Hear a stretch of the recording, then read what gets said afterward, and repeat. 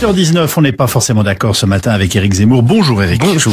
Éric, profitant de la sortie de son livre de mémoire sur son quinquennat, François Hollande multiplie les piques contre son successeur. Oui, il s'amuse. Et cela se voit. Dans son livre, d'abord, les piques à destination d'Emmanuel Macron sont les seuls moments où la plume de l'ancien président s'élève un peu, au-delà de la prose molle et aseptisée qui sévit dans le reste de l'ouvrage. Et il a eu de la chance, ne cesse de répéter Hollande en boucle, de la chance que Fillon soit démoli par les affaires, de la chance que Hamon soit aussi médiocre, de la chance, une fois élu, de bénéficier de la politique économique d'Hollande, dont Macron fut le conseiller, qui lui permet aujourd'hui d'afficher une baisse du chômage et une croissance retrouvée. De la chance, de la chance, de la chance, uniquement de la chance. Hollande ne sait pas et ne veut pas savoir que, pour Machiavel, la chance, qu'il appelait la vertu, fait partie des qualités essentielles du politique et que Napoléon lui-même disait toujours « Mais trouvez-moi un général qui a de la chance ». Mais à la télévision, alors là, c'est pire encore.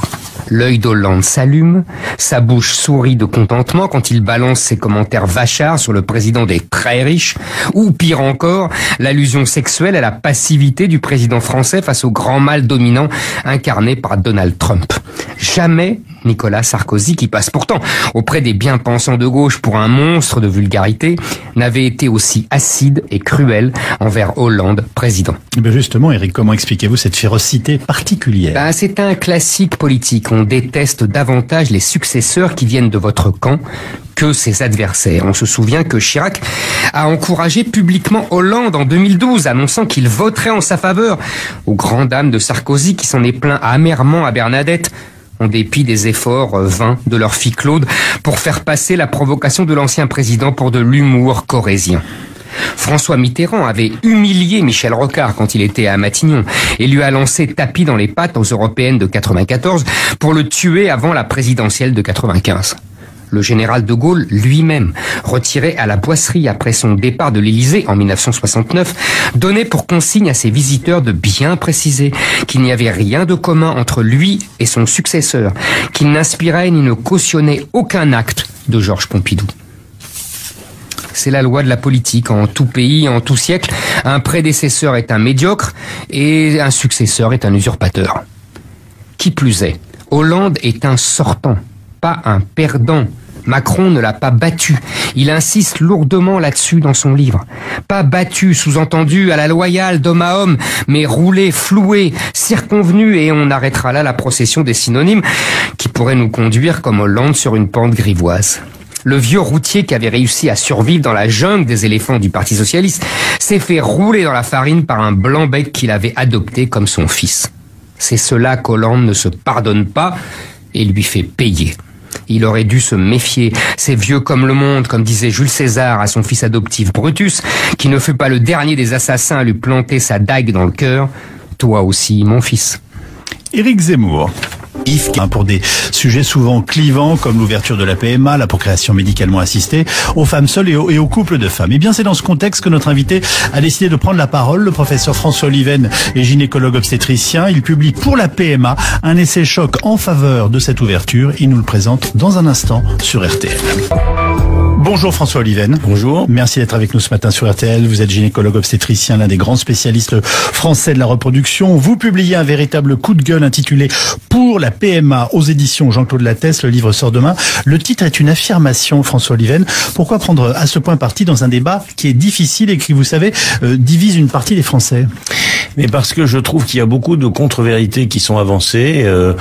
La principale étant que les enfants qui naîtront de ces femmes célibataires ou dans les couples homosexuels seront très malheureux, c'est faux.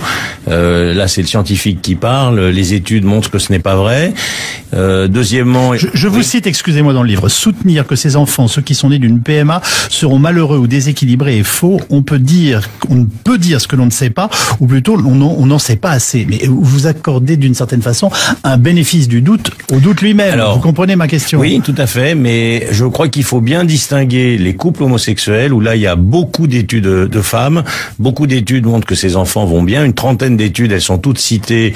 C'est un domaine que je connais bien parce que j'ai fait ma thèse de médecine et de sciences sur le devenir des enfants.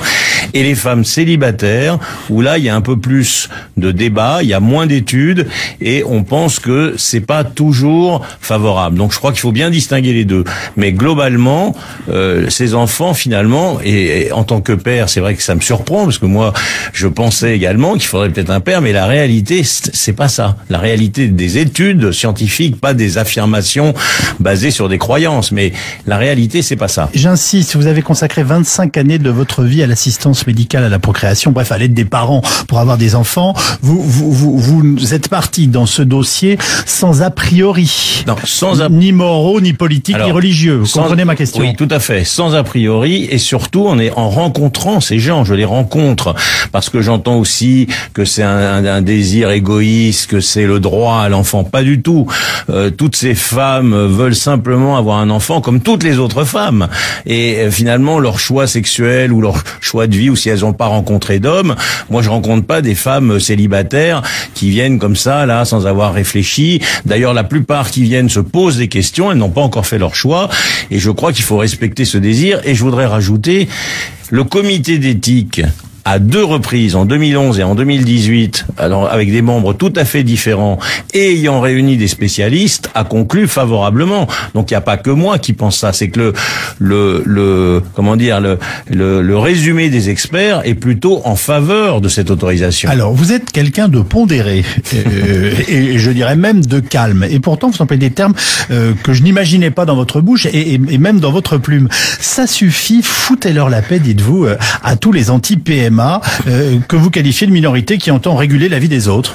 Et c'est vrai que finalement on s'aperçoit qu'il y a des gens, j'entendais d'ailleurs tout à l'heure à 7h, l'accès de ces femmes à la PMA va bouleverser notre société. Oui. Soyons sérieux. Il y a 800 dans les débats. C'est ce qu'on entend très souvent. Il y a 800 000 naissances par an en France. On peut globalement, on n'a pas de chiffre, mais estimer qu'il va y avoir, je sais pas, 10 000 enfants ou 20 000, un chiffre énorme. Oui. Vous vous rendez compte, est-ce que ces 20 000 enfants comparés aux 800 000 vont bouleverser notre société? Soyons un petit peu sérieux. En plus de ça, ces femmes homosexuelles, aujourd'hui, elles font des enfants, elles vont à l'étranger, les femmes célibataires aussi, et notre société est pas bouleversée. Bouleversée par quoi, finalement? Et ça veut dire quoi, que la France est un pays hypocrite sur ces questions? C'est un pays plutôt rétrograde, où les gens veulent, il y a, je sais pas, une quinzaine de pays européens qui ont dit oui, ces pays, ils sont pas quand même des fous furieux qui n'ont pas réfléchi aux conséquences. Donc je trouve qu'il y a une minorité de gens, d'ailleurs il y a 3 sondages qui ont montré que les Français sont favorables à 60-65%. Donc finalement il y a une minorité de gens qui voudraient réguler la vie des autres. Il y a un manque de tolérance que je trouve tout à fait marquant. Mais qu'est-ce que vous pensez justement de cette minorité? Je pense que par ailleurs très active et puissante dans sa capacité à prendre la parole. Bon, alors moi dans le livre que j'engage tout le monde à lire, vous verrez qu'il y a un historique, un chapitre depuis la nuit des temps, depuis qu'on a touché à la reproduction, les gens sont contre. Que ça soit avec père, sans père, avec insémination, avec fécondation in vitro.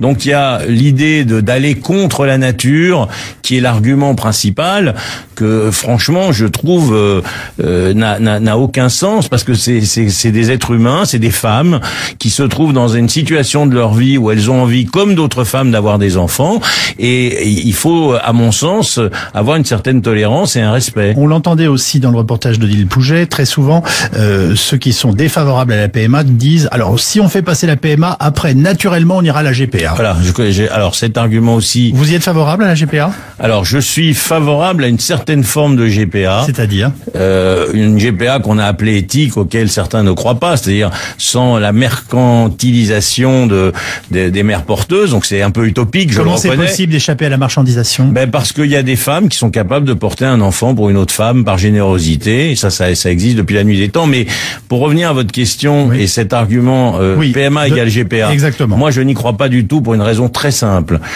Les femmes peuvent porter un enfant sans l'aide de la médecine. Elles se font depuis la nuit des temps des inséminations à la maison, elles trouvent des partenaires de circonstance. Pour une GPA, entre hommes, il faut l'intervention d'une tierce personne. Et ça, cette différence, comme je le dis dans le livre avec humour, cette différence fait 7 cm, c'est l'utérus. Les femmes ont un utérus, elles peuvent porter un enfant. Et finalement, c'est cette grande différence. Donc pour moi, PMA n'est pas égal à GPA. La GPA, c'est un autre débat, c'est une autre discussion, il y a d'autres enjeux, et présenter ce raccourci est à mon avis faux. Pensez-vous que la PMA doit être prise en charge par la sécurité sociale? C'est la question à 1 000 euros. C'est compliqué parce qu'effectivement, c'est une PMA qui n'est pas vraiment à proprement parler, qui ne répond pas à une stérilité d'origine médicale. Mais je pense que si elle n'est pas prise en charge par la sécurité sociale, on va arriver au même travers qu'aujourd'hui. Aujourd'hui, seules les femmes riches vont à l'étranger bénéficier de cette PMA, riches ou en tout cas avec des moyens. Si elle n'est pas prise en charge, ça va introduire à nouveau cette différenciation. Et moi, je propose quelque chose d'un petit peu original. Je dis pourquoi ne pas assortir cette prise en charge à des conditions de ressources ou faire une aide aux femmes qui n'ont pas les moyens. Ça serait une manière intelligente de répondre à cette question. Dans votre livre, vous dénoncez notamment le lobby